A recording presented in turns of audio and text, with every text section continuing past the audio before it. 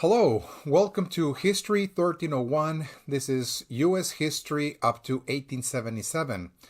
My name is Alfonso R. Lopez, and I'll be your instructor for this class this summer term.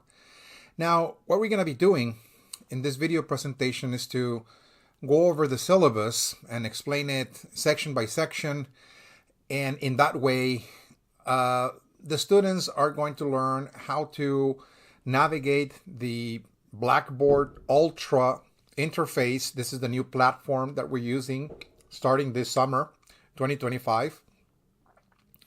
And you'll be able to locate the major sections of this course on Blackboard, where the syllabus is located, as well as the instructional materials, the instruction itself, in other words, what you're going to be learning in this class, where the course assignments are located, and also where to submit all the work, the exams and the assignment that is due at the end of the course and so on, extra credits, all of that are to be submitted in a specific section. All of that will be explained in this video presentation, but also in addition to that, we're going to go over also the course content, how this course is going to be organized, what are going to be the major themes that we're going to cover across the course, what are your duties, your responsibilities in terms of covering all of this material, reviewing it on a weekly basis, and then we're going to go over the exams as well, kind of explaining in very general terms how they're going to be delivered, how they're going to be formatted, and how you can prepare and excel for those exams as well. At the end of this video presentation, we're going to talk about extra credits, the possibility of adding points to the exams as well, and the grading distribution. We're going to talk about that, and what are the major factors that I take into account when calculating the final grades as well. Okay, so this is a very, very important video presentation that is going to provide very valuable guidance for students learning how to navigate the Blackboard Ultra page, but also at the same time learning how to prepare for the assignments, for the exams, and being able to not only pass this class but excel as well. So I highly recommend that you watch this video presentation from beginning to end. If possible, take notes, because this is a very critical information that is going to be extremely useful moving forward. Okay, now let us turn then our attention to the Blackboard page. So we're transferring now to the main screen. And again, this is History 1301, section 046. So when you open the page in this new Blackboard Ultra application, if there are any new announcements, you're going to be notified about that. Again, so it doesn't take you immediately to the announcements page, but it lets you know that there are new announcements. So far, I've sent one announcement concerning the video presentation that I'm about to upload this weekend, and it will be ready to review starting on Monday. And of course, on Monday, once it's ready to view, I will send you another email message through Blackboard that this video presentation is ready to be reviewed, and there'll be an announcement created. Okay, and the announcement part of Blackboard in this new feature is that it allows the instructor to be sending, of course, email messages, notifications to the students, so that way you're always making a reference that there's something important to note, there's a new message, maybe, and this is something that I will be doing in the summer term, is that whenever we're approaching the time for the exam, I will be sending you notifications. Okay. All right. So when you open the Blackboard Ultra page, this is something that starts this summer session. So again, students and instructors are beginning to use this new Blackboard. And of course, there might be some questions and concerns that might arise, of course, especially for new students who are barely beginning to learn this new Blackboard Ultra. So if you have any questions concerning how to navigate Blackboard Ultra, ACC has, of course, tech support, Blackboard tech support. I highly recommend that you contact them. And of course, here there's a link which says College Policies and Student Support Services. If you click on that, it'll take you to the ACC webpage where you will find the contact information for all of the major departments of ACC regarding support services. Okay, so let us start with something so simple here, and that is in this new Blackboard interface. What we find is that instead of having the major links to the course located on the left column, and the old Blackboard had, of course, a series of links on the left side of the page. Here we see a toolbar on top of the page that really takes you to the different areas and functions of this course. Okay, the one that we're going to be most concerned with, for the most part, in this class is the very first option you see right here called content. So all of the content of this course is located here. Okay, that is the syllabus, the instructional materials, the course assignments, and the place where you're going to submit the work. Okay, everything is really located here. Okay, so at the very top, as you can see, there's going to be a section where I'm going to be posting this video presentation. It says class introduction. So once it's ready, I'm going to upload it here. And this is the very first thing, again, that once you open the page, the student will see class introduction again, and you're going to see this guideline, this guidance right here, this orientation video. Okay, and just below that section, you're going to find the syllabus. And this is something that we're going to be reviewing, of course, and we're going to be going back and forth, making references as to where the most important information for this course is located. So let us go to the syllabus. You click on it, and in this new Blackboard Ultra, there's the possibility for you to either click on the link of the syllabus and actually read it there, or you can also choose to download the document. It's saved as a Word doc. If you want to save this document on your computer to have it handy there, again, your laptop and so on, again, that's fine as well. Okay, so let's go over the syllabus then. And as you can see at the very top, starting from the very top of the document, this is History 1301, section 046. This is U.S. history up to 1877. So this is the first section of U.S. history. This is the second 5-week summer term that starts on Monday, July the 7th, and it ends on August the 10th. My name is Alfonso R. Lopez. I'll be your instructor for this course, this summer term.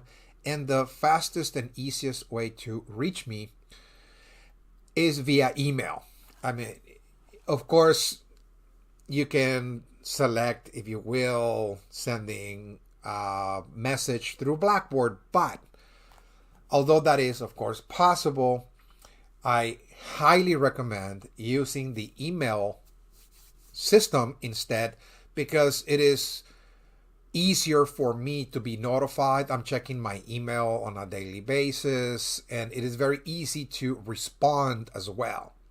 Okay, so really, if you are having trouble with the material, or you need to ask me a question regarding the instruction or the exams, the grading, the assignments, etc., it is really easier to contact me via email than to send me a message through Blackboard, because again, this is just something that I check every day, several times a day. I'm constantly checking my email, and once I see an email, I respond. Monday through Friday, my policy is responding within a 24-hour period. You'll be receiving an email response from me. During the weekends, I might or might not respond within the 24-hour period, but for sure, early Monday morning, you're going to receive a response from me, if you send the email during the weekend. Okay? Now, ACC also has a policy regarding communication between faculty and students, and that is that all communication between faculty and students have to take place within the ACC electronic supply system. So if you send me an email through your private email account, I'm not going to reply to it just because it's ACC policy. So it would be just more convenient for you to just use your ACC email account if you are really trying to get a response regarding any of the issues related to the class, etc., that you use those ACC supply systems, electronic systems, to engage in communication. Okay, so that's again the policy. If you send any message through a private account, I'm not going to respond to it. Okay, all right. So in terms of textbooks, however, I have it here. We're going to be using this textbook right here. Is titled Reading American Horizons, Primary Sources for U.S. History in a Global Context, Volume 1, because this is the first part of U.S. history, and is the 4th edition.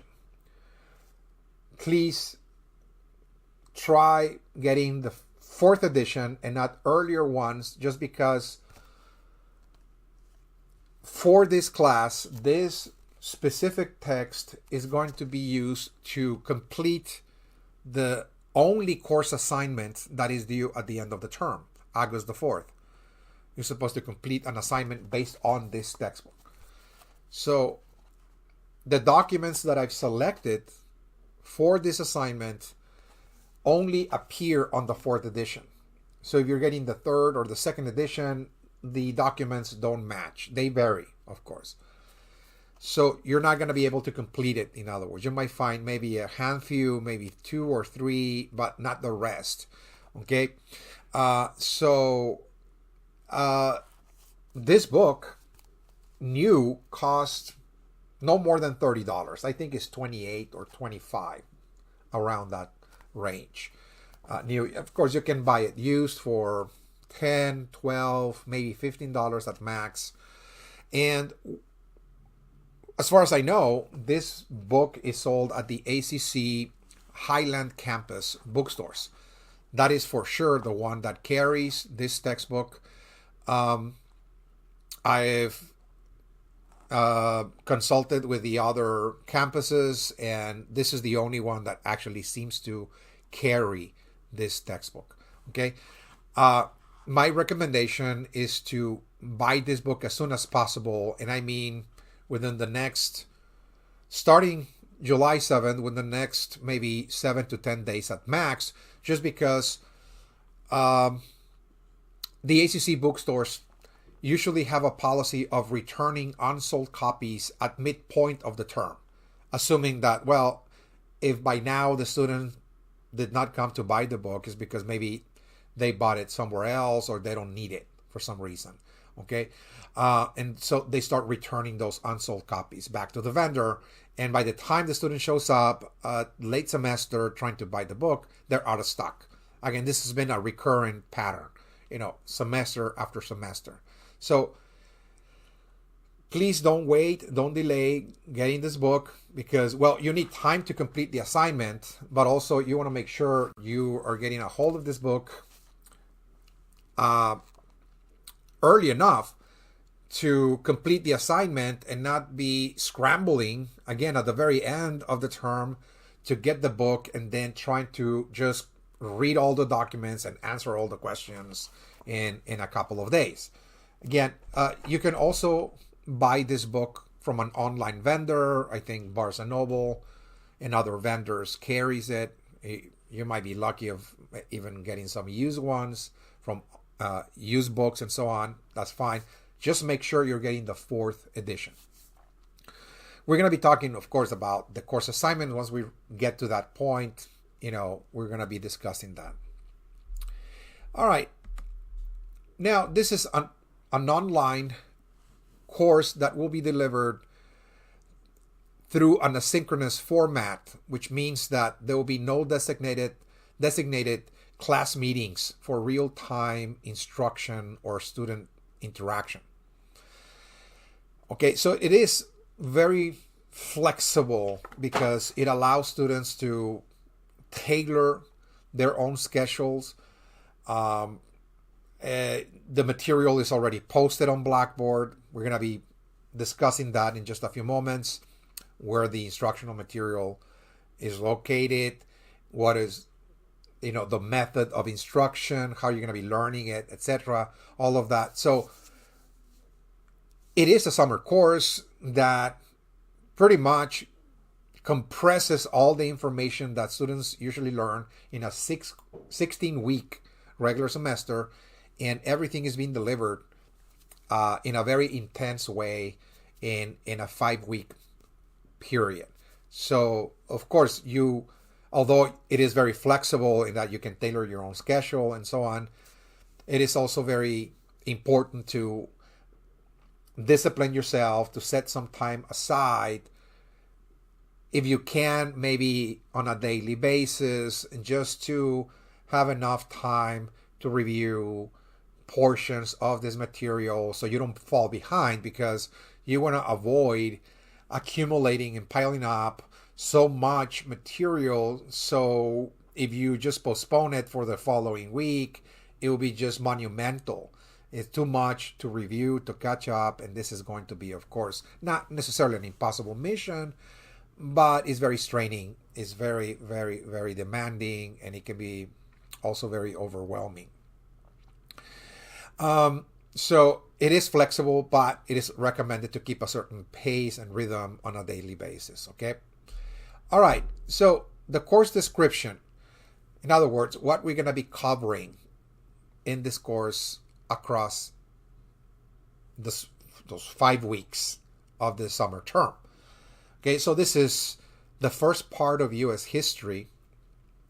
So this is History 1301, and here we're looking at the early development of the United States, starting really in ancient times. We're really starting in the ancient world. We look as far back as, let's say, the original inhabitants of the American continent, the Native Americans, and of course European civilization as well. We look at ancient cultures, Greeks and the Romans and the like, and we look at those worlds, if you will, that at some point are going to come into contact after the discovery of America by Christopher Columbus in 1492. And then our story is going to unfold from there on by looking at the development of the colonial world, the development of the 13 colonies, how the colonies formed, what were the interests behind it, the motivations of England in forming those 13 colonies, who settled in those 13 colonies as well, the settlers, the immigrants, and the kind of societies that we see emerging very early on in the colonial world. Of course, we look also at the process of independence, how the 13 colonies in 1776 decided to declare independence from the mother country, from Great Britain, the Revolution, and then the formation of the United States, the formation of the American Republic, some of the challenges that the Republic faced, in the initial decades of its existence, and the major events that shaped the United States in the early formative years of nationhood, like the Industrial Revolution, for example, the Second Great Awakening, the expansion of slavery across the South as well, and of course, the division of the country between the North and the South that culminated in the Civil War and Reconstruction. So again, this is in very, very general terms what we're going to be covering in those 5 weeks. Now, all of this material is going to be explained in greater depth, of course, in greater detail. And the way I've decided to teach my classes is through a series of lectures that are organized around topics or themes. So it has a thematic organization to it.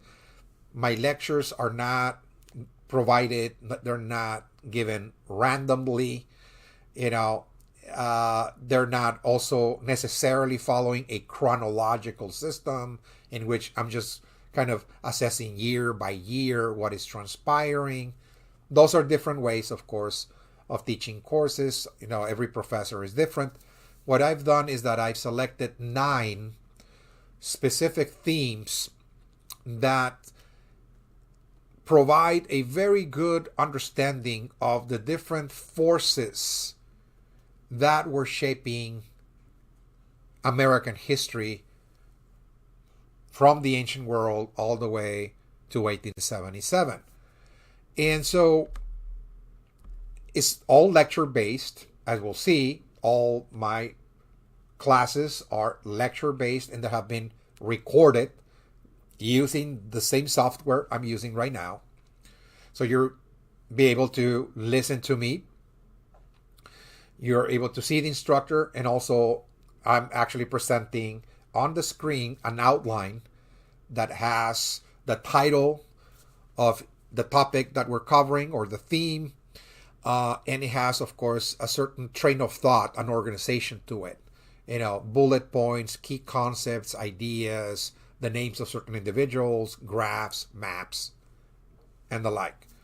Okay. And let me just go over those 9 themes so you'll become acquainted what we're going to cover. And for that, we have to scroll down all the way to this section, the mode of learning. Once again, how are you going to be learning this material is that I've recorded all of my classes, which are very similar to the classes I give in a face-to-face classroom, in a face-to-face format. So I'm giving really students a virtual experience of a face-to-face class. In other words, that there's so many ways of teaching an online class, okay? Some instructors decide to assign readings. In other words, look, read such and such books, or read certain chapters, read documents, and you're supposed to pay attention to certain ideas, certain information. You're going to be tested on that in several ways. Whatever those ways are, there will be quizzes, there will be multiple choice exams or essays, etc. That's all fine. They're very valid, right? My idea is to provide students with the kind of atmosphere, the feel, the experience of being in a classroom, that you're still in a certain way learning directly from the instructor. The instructor is endeavoring to provide a narrative of events that happen in history, but also an analysis that I'm explaining to you not only what happened in history, but also why things occur as well. That's analysis. Remember, history is not just memorization, okay, of past events. That's not real history. History is trying to understand the causes, the origins that was pushing history forward, that was moving history forward, okay? And history is not just an entity that exists as an abstract thing hanging out there in time and space. When we talk about history, we're talking about human beings, Okay, because it is really human beings that are actually making history through their thoughts, through their ideas, their beliefs, their actions. They are shaping the course of events, moment to moment, moment to moment. So history is really the study of human beings. Okay, so to fully understand human beings, we need to get into their thinking as much as possible. Okay, not just record what they're doing, but trying to understand why they were doing what they were doing. What was the motivation behind it? How they saw the world around them. What kind of meanings and ideas they formulated about the world and themselves, and so on. So this is the way I teach history. I get into the worldview. I try to see the world through the eyes of the people that we're studying in different eras, their scientific ideas, their religious ideas, their technologies, etc. Trying to understand that world and why that world was changing. In other words, why human beings were pushing for change at different points in time. Okay, so this is really my approach. And I've organized my lectures, once again, under a series of themes. They're not randomly, but rather they're going to be thematic. U.S. history, 1301. The way I teach it is that I divide all of American history up to 1877 into three main historical periods. The first one is the ancient world to the age of discovery. Is really the foundations. We're looking really at ancient history all the way to the moment of the discovery of the New World by Columbus and the early establishment of settlements and trading outposts, the very first colonies, if you will, in the New World. So we cover three topics for that. The first one is Native American history, culture, and religion after 1492. We look at the Native American background of the United States. We look at the origins of the Native Americans, the formation of societies and cultures in the New World, the major civilizations that flourished, being able to identify them in very general terms. And we also pay attention to the Native American societies of North America, the one that, of course, came to interact with the Europeans that began arriving very early on in the 16th century. Okay, from that point onwards. And that, of course, is something that stops around 1492, just at the time of the contact. Again, that topic stops there. And then the second topic looks at another civilization that is also fundamental for understanding the formation of the United States, and that is Europe.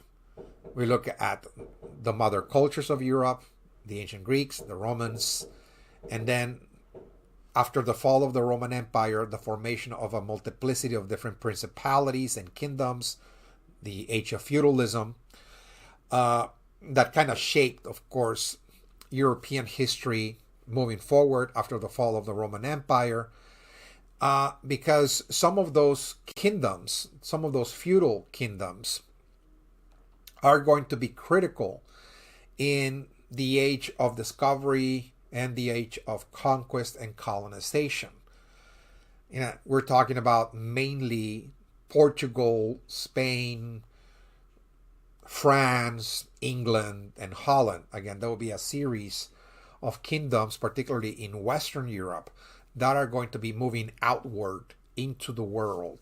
Okay, we're going to explore the reasons behind it. Mainly it was trade, the beginning of long distance trade that emerges around the 1300s, and we see the rise of an international economic system based on trade, commercial exchange of commodities and luxury goods around the world, will push the Europeans to revolutionize their navigation systems and begin the age of exploration, the age of navigation, and of course discovery. The discovery of America by Columbus in 1492. That, of course, opened a new chapter in world history. Okay, is the age of colonialism. Europe is now moving outward into the world as a result of this great discovery, America. Because what that meant was that because Europeans discovered America and claimed great portions of this continent for themselves, that meant that the wealth, the mineral resources, the silver, the gold, the agricultural products, are going to be extracted out of this continent to provide a new source of revenue and wealth for the European kingdoms that colonized America, and that, of course, transformed those European kingdoms into empires. So this is really the beginning of European imperialism, if you will. Okay, so the American continent really becomes an extension of Europe, economically speaking, that all of the wealth of America is now absorbed into Europe, and this, of course, is going to move Europe into the world, as a superpower, of course. Okay, so we're going to get to see that. The third topic deals with another historical force that pushed Europeans out of Europe to come to America and settle, and that is religion. That it is true that economics was really part of the story that explains European settlement and colonization of America. The Europeans were coming to America, as a place of abundance of resources and opportunities to make money and extract wealth and so on and so forth. It's true. But religion was another force. We see, of course, in Europe, a great upheaval, the problem between Protestants and Catholics, again, an infighting among the Christian world in Europe. Both were trying to determine who were the real Christians in reality. And of course, that created wars, persecution. It's a two-way street. Both were actually waging war on each other. And that led to a massive numbers of Europeans, mainly religious organizations, many of them Protestant, to flee the persecution, coming to the New World and settle in order to create their religious societies. We're going to see the formation of 5 colonies by England, the northern colonies, that were settled for the most part by religious organizations that founded not only colonies but also brought to North America Protestantism, and the idea that the Christian faith was the true faith, in this case, which was meant to reform humanity, that they were coming to North America in order to create a new Christian world, in other words. So, as you'll learn in this course, the founding of the United States, going back to the colonial period, had to do with mainly 2 forces. One was economics. People were coming to America in order to excel in the economy, trying to grow richer and so on, in gold or whatever, in the formation of enterprises and the like.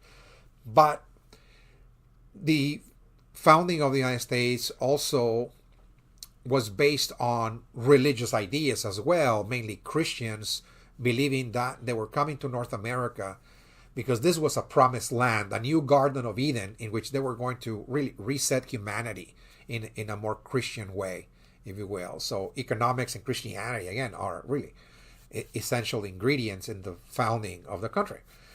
Once we cover those 3 topics, then we're going to have the first exam. And the first exam will deal exclusively 100% with the material that we're covering on those topics. So you don't need to worry about anything else. You need to worry about, following chapters or reading articles, outside readings, etc. Just pay attention to the lectures.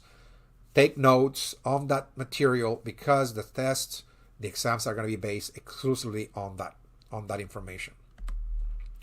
Then we move into the colonial period.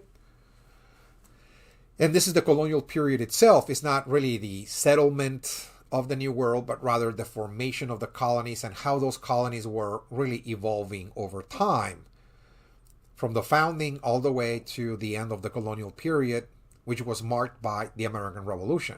So the three topics that we're going to cover have to deal with the major forces that were really shaping colonial society. Okay, for example, the transatlantic slave trade and the introduction of African slavery into the lower colonies, the South, in other words.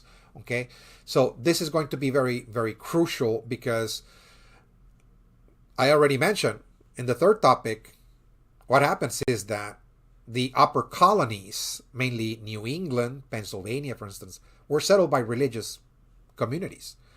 But the southern colonies were settled by stockholders who own shares of agricultural companies that were established by England in the South in order to grow cash crops for the British Empire.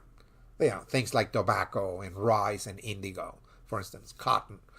Okay, so those were actually agricultural companies in the South growing cash crops, exporting them, and the stockholders were given land grants to operate plantations. So this is a plantation society in a plantation economy, plantation colonies. Okay, and the labor that was introduced to make it work for the extraction of those agricultural products was composed of African slaves. So we're going to get to see the shaping of the South, particularly the southern colonies, in this direction, that this is an agricultural society dominated by planters, and how and why those planters decided to introduce African slave labor, again, to make the colonies work. Topic number 5, colonial society in transition. We're going to look at the forces of change. What was really pushing change in the lives of the colonies, both in the North and in the South?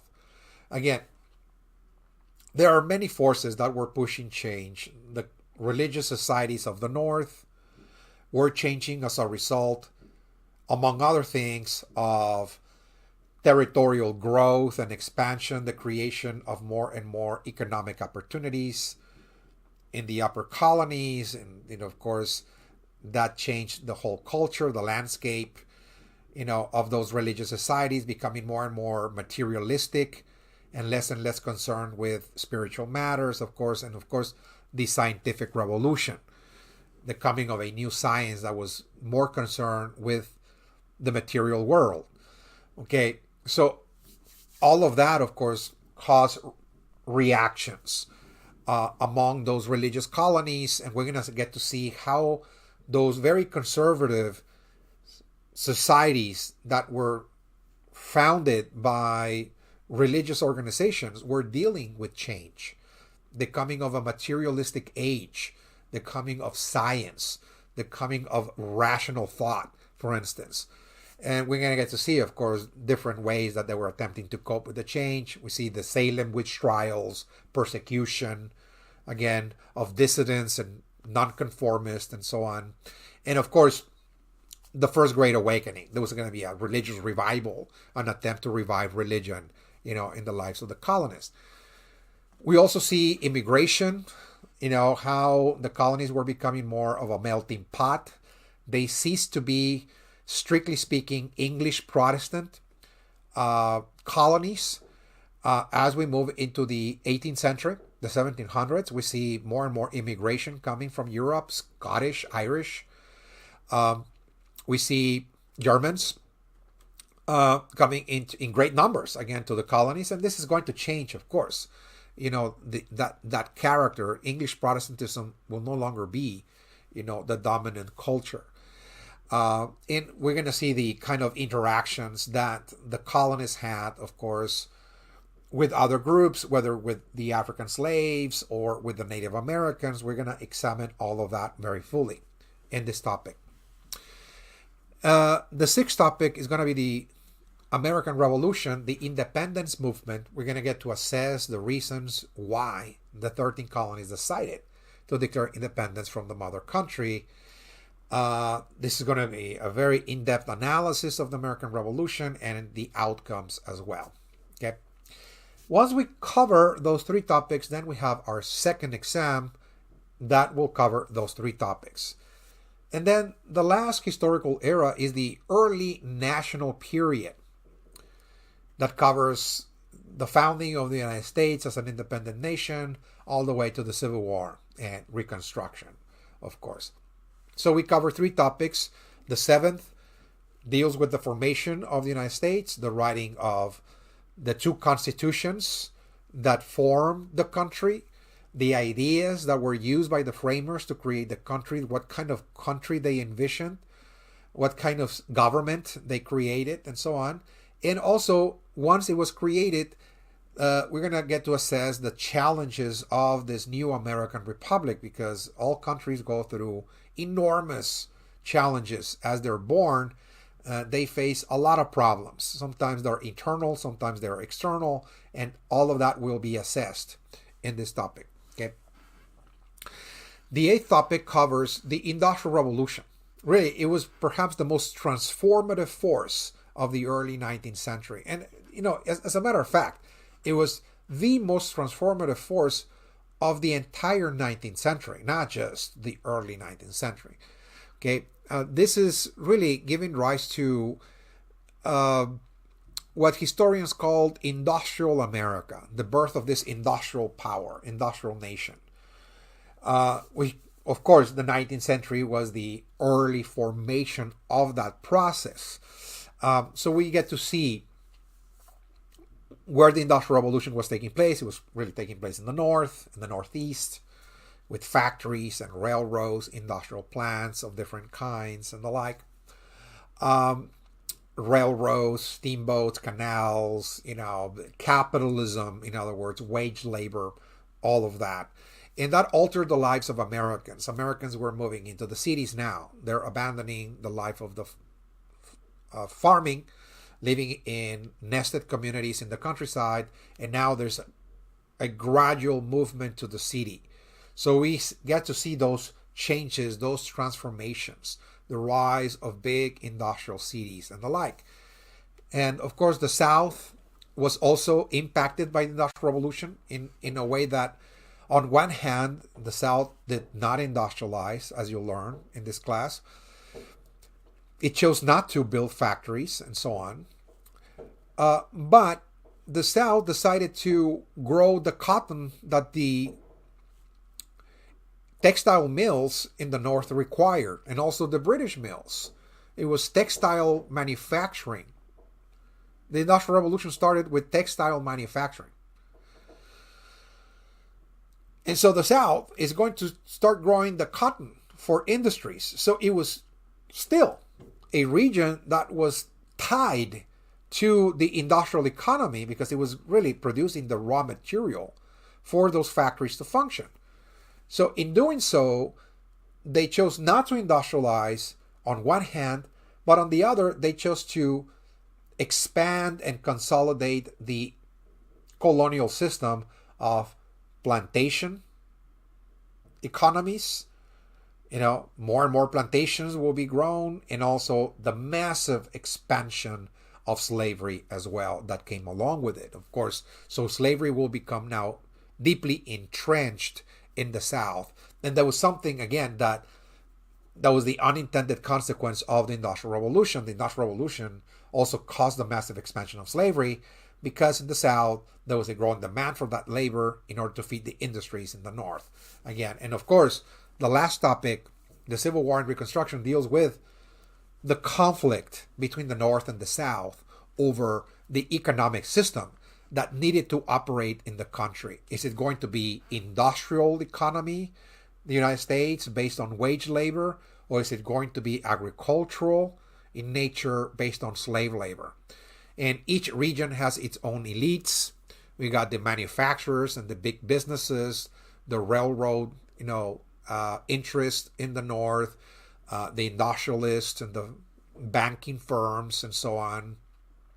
the financial sector of the Northeast that was growing very wealthy, of course, with the Industrial Revolution. But at the same time, we got the Southern aristocracy. The planter class was growing richer, even so, more so than the Northern elites, because they were selling cotton worldwide. I mean, they had a global market, again, all over the world. And so, again, we have a lot of capital coming into the country, enriching, of course, a handful of planters in the South. And this is going to lead to a rivalry, okay, in the Union.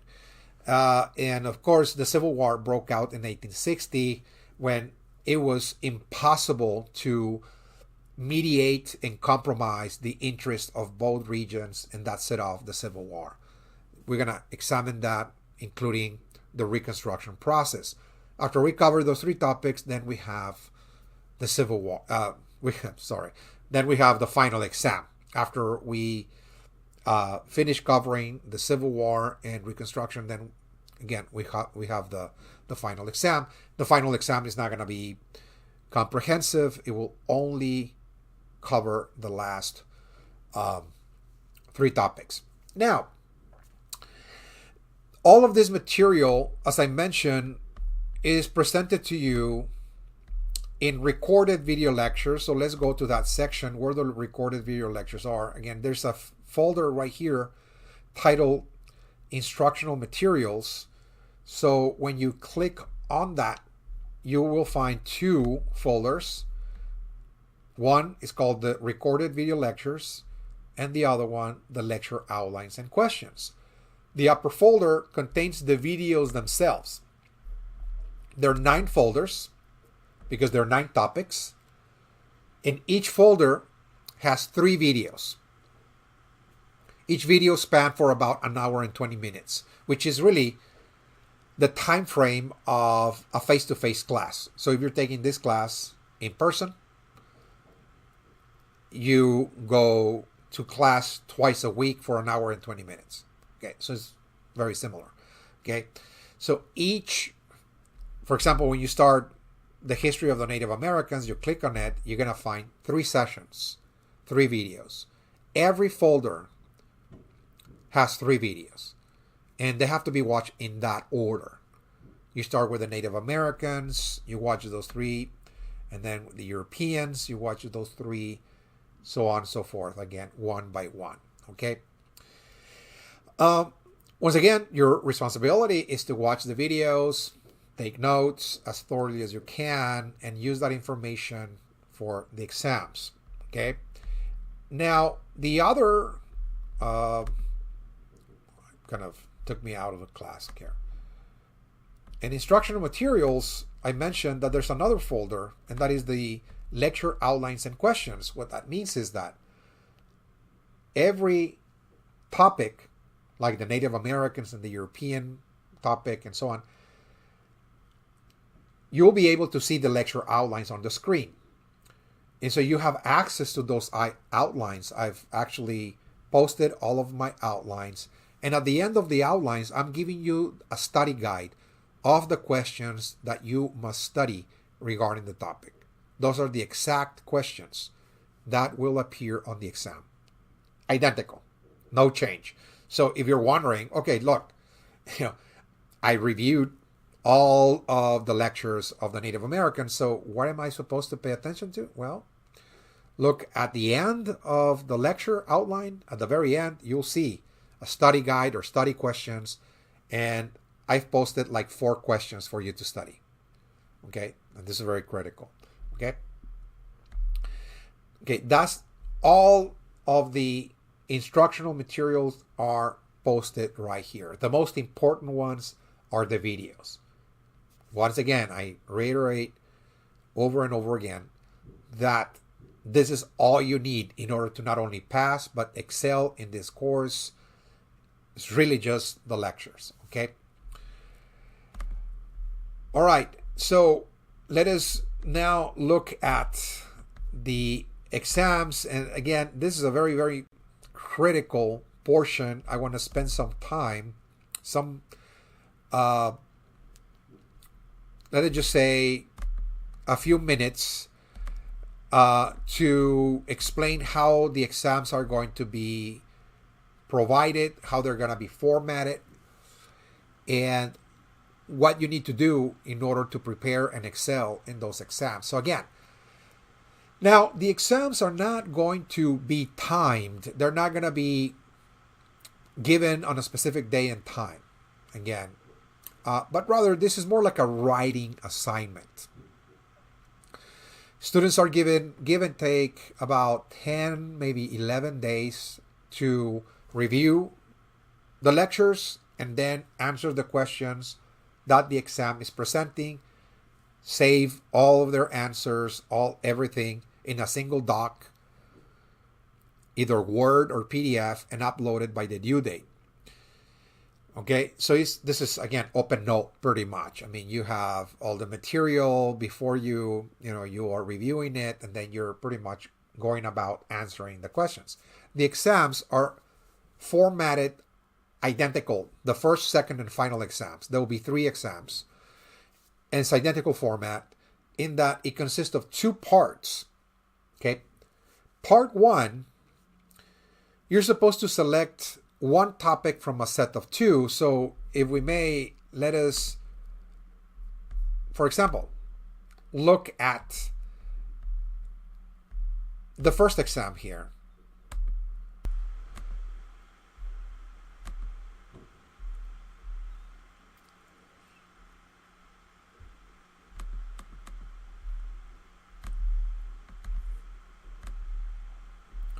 So when you look at the topic section, for example, it asks you to select one topic from a set of 2. So you can either select the topic on the Native Americans or the topic on Europe. Okay? So just one. Just select one topic for 70 points. What you're supposed to do is just answer the questions presented in the instructions in that order. So you don't need to write an essay, like a superstructure, of topic, paragraph with arguments and then conclusion, but rather just take a look at the questions and try answering each one as fully as possible following a question and answer format. You write the question, then the answer as fully as possible, and then you go into the second question one by one. Okay? That's all you need. And be very detailed. Don't assume that I know what you're talking about. The more that you explain, the more details you provide, the more you elaborate and break it down, the higher your grade will be, because that shows that you really reviewed the material. You're not just, again, trying to kind of answer in a haste as quickly as possible those questions to get them out of the way and kind of expect that, well, because you mentioned certain things or certain concepts, therefore you know the material. I mean, the only way I can gauge your progress and learning in this course is if you really go in depth and you provide details and examples and the like. Again, so this is for 70 points. Part 1 alone must be at the very, very least 5 full pages double spaced. Okay, at the very least. Of course, you can go over 5 pages very easily. Of course, the more you write, the better off you're going to be, the higher your grade and so on. But at the very least, I'm expecting 5 full pages, just at the very least. Okay. Part 2, I call it the key themes section. And this comes from reviewing the other topic. Remember, there are 3 topics to be reviewed per exam.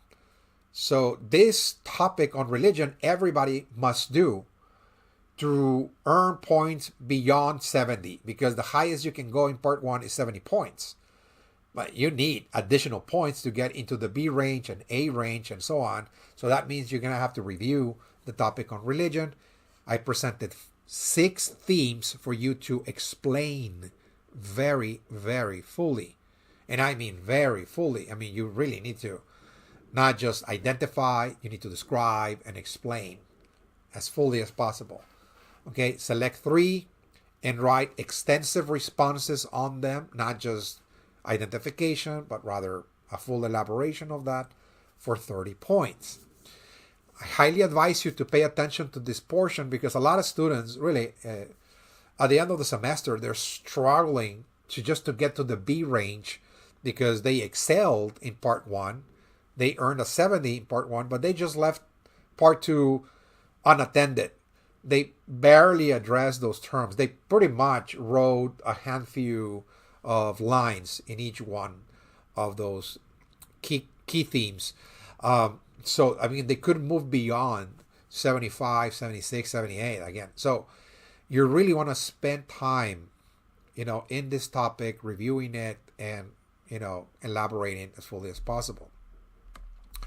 Now, in this section, of the exam, I must provide some tips and, and caveats as well, if you do the math, what this is telling is that, well, yeah, we cover 3 topics per exam, but in reality, the exam only calls for 2 to know and review because ultimately, well, part 1 says select 1 topic from a set of 2. So, of course, if you are indeed, very curious and very serious about learning all of this material, you're going to review all of the videos. Of course, you're going to go through the entire thing because it's a journey. It's really a journey into the past. It's very rich in analysis.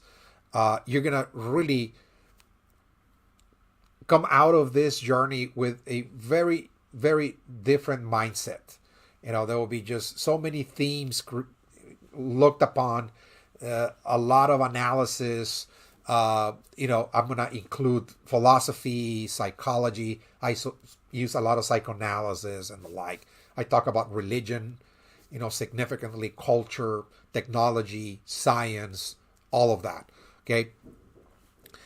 But otherwise, if you just want to be more, let us just say, efficient in your time management and so on, well, you're going to say, well, in the exam, I'm going to look at the topics and I'm going to choose the one I feel most attracted to, that, looks more compelling and the like. So I really feel attracted to the Native American, experience and so on. I want to learn more about that. So I'm going to concentrate on that topic. Okay. Because the other one, well, I'm not going to be doing that. Okay. So I'm just giving you a tip that's something that you might do. Otherwise, just review all of the material, of course. Now, the caveat, of course, is that as the instructions indicate, if you go, the 3 exams, of course, indicate very clearly here in bold letters, that, for these exams, it is very critical that you understand that all of the answers, all of the responses you provide, everything that you write must derive from the lecture material presented in the recorded video lectures and nothing else. So again, the use of any kind of outside source, doesn't matter what it is. It can be a source that was gathered from books or documentaries you have seen or articles you're reading or maybe prior knowledge of history that you're bringing, from other classes, or the internet, from encyclopedia, doesn't matter. Like, all of those outside sources are not allowed in the answers. What that means is that if I'm reading your responses and if I'm detecting that you're writing information that I did not lecture, your work will be disqualified outright. Not just point deduction, but we're talking about the disqualification of the work. You're not going to pass this exam. Okay? You are indeed taking this course, okay? And so the only way I can measure your participation in this course and your learning is if you are using the material that I'm teaching, in order to write responses that, of course, in your own words, you're putting in your own narrative of events and so on. You're using the analysis, the ideas, the concepts, the theories that I talk about, and so on. This is how I know you're in this class. You're taking this class and you're reviewing the material, because we're living now in a totally different age, again, in which students have at their disposal just a wealth of sources, particularly the internet, particularly AI, and all of those tools that kind of provide students with the temptation to not want to review the class material, because, why would I do this when I can just use outside sources and pass the class? And in that way, the student is not really doing the work. Is not really doing anything other than just, asking AI or asking the internet to do the work for them. So again, it's not really honest to do that. So it is because of the type of age that we're living that we must place certain restrictions, for online classes, that if you're going to take this class, you must show that you have been in this class. Okay? So once again, and I reiterate this over and over again, please refrain from using any other kind of outside source in order to address the exams, because that is going to disqualify your work outright. Okay? The other caveat is that there are some students that say, okay, all right, so I can only use the lecture material. All right. So what they do is that they use apps and software to transcribe my notes. And all they do is that they submit my own lecture notes, sometimes with minor modifications, but I can see this is not the real work that a person did, in which they seriously sat down and were able to look at the material and being able to write a narrative. And you can see, again, that the student is expressing themselves in the paper. All I can read is myself, is the flow of my lectures, and that is not going to work either. Okay, so when I read transcriptions, your work will be disqualified as well.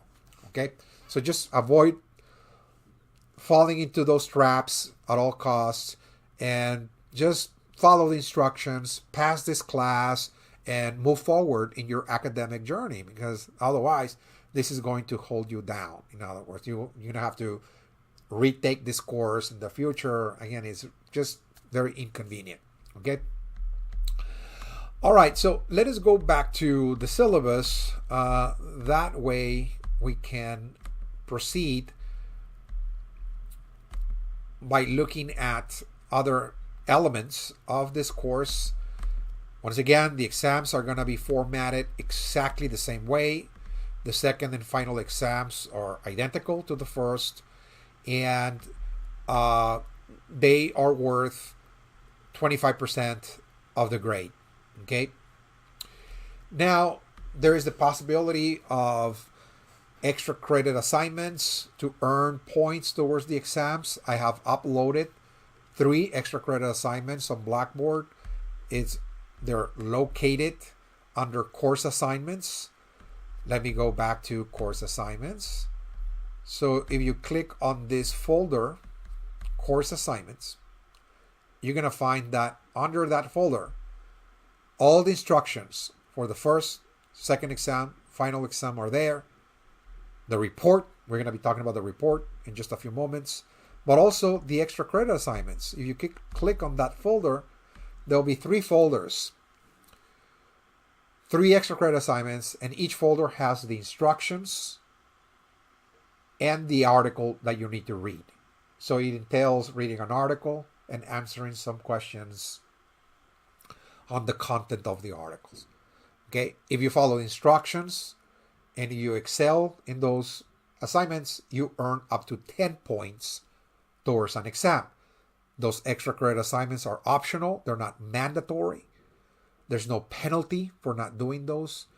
Everybody's entitled, if they wish to, do them. And there are no rules. You can do 1, 2, or 3, or none again. So again, this is totally optional, not mandatory. Okay, the extra credit assignments. Okay, so what that means is your grades are not set in stone. Your grades can improve, can change if you decide to put some effort and do those extra credit assignments. You can actually increase your grades, you can improve, and in that way you can position yourself in a better grade range at the end of the semester. Okay, so don't feel hopeless that, well, the first exam I made a 75. That's going to be really difficult to earn the A. I mean, that's not true. The extra credit assignments, tells you that you can indeed reach the A range. Now, before we move into the final course assignment, please understand that ACC has certain deadlines concerning withdrawals. In this case, if you want to withdraw from this course without affecting your grades or GPA or financial status, you have until August the 4th to do so. Please understand that if you're just falling behind and you need perhaps an extension here and there of an assignment, that is totally possible and doable. So if it is because of that, please talk to me before you make the decision to drop the course. Otherwise, if it is out of your reach, that's fine. If you want to drop the course, it is totally fine as well. Okay. All right. So last, we come to the section of the course assignment. There's one major course assignment. I call it the study questions report. Is due August the 4th as well. And it entails using this textbook. Okay.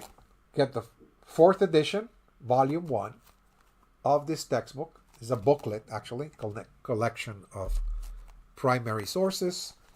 And I've selected 10 documents from this text for you to read. Those are documents that are considered primary sources, meaning those are historical documents that were produced by famous, important, legendary historical actors in U.S. history. Some of them were monarchs in Europe. Others were presidents or missionaries and the like, spreading Christianity, you name it. Intellectuals, that were doing activism in the United States, and so on. And so they're short read, by the way. Those articles are 2 or 3 pages, maybe 4 pages in length. You read them, and then you answer some questions on the content and ideas of those articles.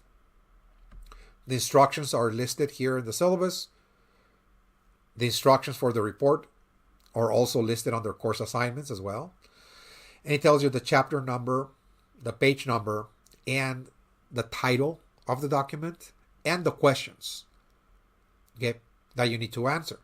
So the format goes something like this. Please, when you start the document, it is, of course, a cover page.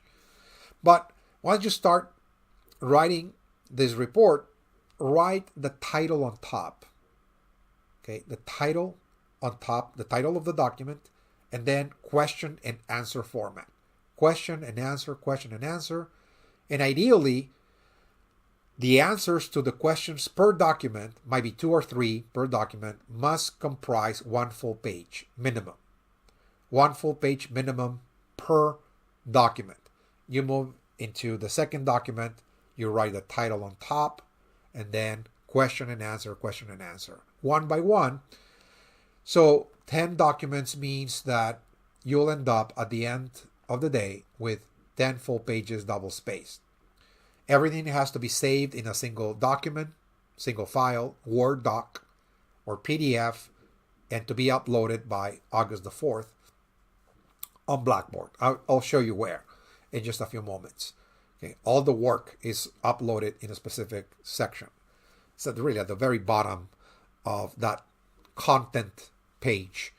Okay, So this is a very easy to do assignment. This is not really a research paper or a book review. It's just a report. You read the document, answer the questions one by one again. But it's a very useful exercise that enables you to hear the voices, the thoughts, the ideas, the emotions of important historical figures that shaped and molded U.S. history. Okay? So there's no filter. You're really hearing directly from them. Okay? So this is the value of that. Okay? Very, very valuable. Okay? So at the end of the document, we find the grading distribution, of course. First, second, final exams are worth 25% and the report 25%. So there are 4 major factors, but I also factor in the extra credit assignments. Okay, if you do them, they add more value to the exams. And I also factor in progress and effort, meaning that when I'm calculating grades at the end of the term, I'm looking at the evolution of the grades from the first, second, and final exam. So if you're improving yourself, if you're moving upward in the scale, that's for me effort and progress. And it has to be rewarded somehow, right? So if you end up, after really struggling, moving from 75 to an 84, and then finally you get to score a 91 in the final exam, you submitted 1 extra credit assignment, and still you ended up, let us just say, with an 88.75 grade point average. You know, that for me shows that you were really, really trying. You were improving across the term. The effort to improve also means that you submitted an extra credit assignment. That's, of course, a lot of discipline as well. So I'll give you the final push to get the A. So your grades are not really set in stone. I also take into account other factors. It's not all mechanical, you know. It's not just a matter of just calculating grades, but rather seeing the progress, okay, in the middle. Okay, so at the end, you will find important calendar dates, mainly, you know, what we're covering day to day, and also when we have, for instance, the first exam. The first exam, you have to upload it July the 16th. The second exam, July the 28th. And then at the end, it says that August the 4th, submit the report. And August the 7th, submit the final. So it's just, again, the last part is just important in terms of the due dates.